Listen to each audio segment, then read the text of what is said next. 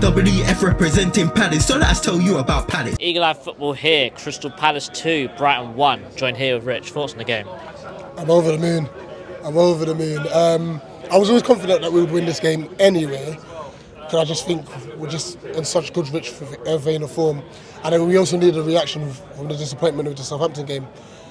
But the manner in which our boys fought today, I'm so happy.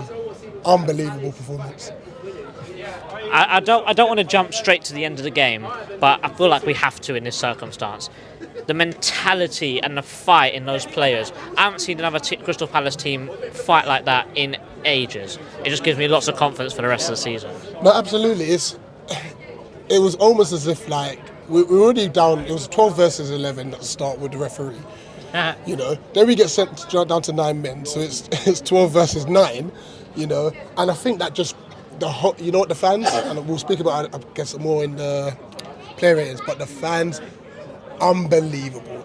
Cheered every missed shot, cheered every misplaced pass, took the boys through. But the subs that came on, put in the ship. Everyone put in the ship, minus one player. We'll get to that sub. But they all put in a shift. It was unbelievable. 100%.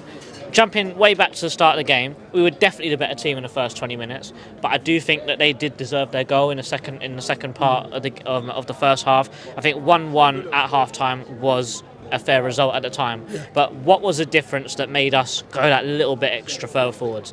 Yes, I do think there's a little bit of luck involved with Munoz's goals. It was a massive deflection, but what did we do differently in that second half to just get us over that line? Just going back to your first part of that, first time, JP's goal was unbelievable, by the way. Mark Gay driving from defence, as he's good at doing. Ebbs, which he did a lot better today, finding the pass quicker. 2 assists today. Yeah, so that's what we've been, because there's times, and he did it today as well, where he holds onto the ball too much. But when he finds the pass quick, he's an unbelievable player. And JP, great finish. And then I think we sat back. And I think that's where it changed in the second half, because even though it was 1-1, even though we instead of us having a low block, we had like a mid block, and I think that worked better for us, because at least then when we did win the ball, we weren't like struggling to get out with the ball. And I think that's made a difference. So when you look at Mundus's goal, Ebbs is still picking up the ball like 5-10 yards within the Brighton half, you know. And obviously Munus's energy is crazy, like just bursting through to obviously get a shot off. And there was a few other times where, like, if Munoz's pass was cross was better, or if the cutback was to maybe Assar instead, there could have been other chances to get goals. So all round, I think we just played so much better, just because we were a bit high up the pitch. I'm going to say a name to you. Edward Nketiah. Our own team is in trouble. Nketiah's on the pitch. Well, listen, he's not anymore, though, is he? This is what happened. Substitution for Crystal Palace. Off comes JP Mateta.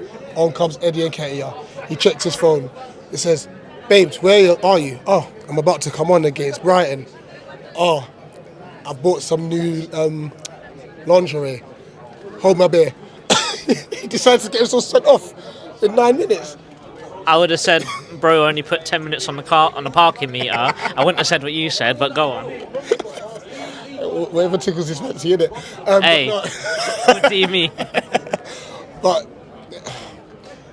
at first I thought he got clipped. I didn't say it myself, but I have asked a few people who said, nah, he's gone over too easy. Jesper, who's obviously one of our Swedish fans, he's obviously said that had he gone down immediately, it might have been given, but because he took an extra step and gone down, it's a dive. The second one, my goodness me. Now, I think he's saying that he couldn't see the sun. I don't know. But you're on a yellow. Why do you need to have your foot that high? It's stupid. It is stupid, you know? So, deserved red card, I can't complain. Who's your man of the match today? I am going to say Daichi Kamada. Here's why. He's got a lot of stick this season. Yeah? But I think in that midfield role where I don't think he's suited to, I generally think he had a very sound game today. Got back into defensive areas, had defensive clearances, made defensive tackles, you know. I mean, I said to you, I'm going to give Daichi the man of the match, and he passed one off the pitch. But I just think he had a great game. Granted, Lerma, excellent. Henderson, excellent. Munoz, excellent. I would say though, his energy at the end to try and run through and get Van Heck sent off as well adds to that a lot. He was. I mean, I think he was fouled, but you said it was a dive. Even when he broke late on as well. Oh no, that late on when he was going down the wing, that was 100% a dive. Fair enough. But yeah, like you said, he's the one that got Van Hekken sent off as well because he was the one pressuring the. I think he played really well, so I'm going to give that come on. Wembley. Can't wait. Oh my days. What? I can't wait. What occasion is going to be? Big up to Tim who said earlier, look, yes, we're happy we're going to Wembley, but we want to win this game as well. I don't think there's going to be any better chance for a team outside, other than City, to win the FA Cup. You know, so hopefully we give it our all. Villa, I'm still nervous about them as a draw because obviously Glasnow's had Emery's number. I don't want this to be the time he doesn't. And you think the Wembley pitch is a lot bigger, and you think of like Rashford and so on and so forth. So we'll see. But I think we can do it. I think we can do it. Rich, at the Palace. Up the Palace.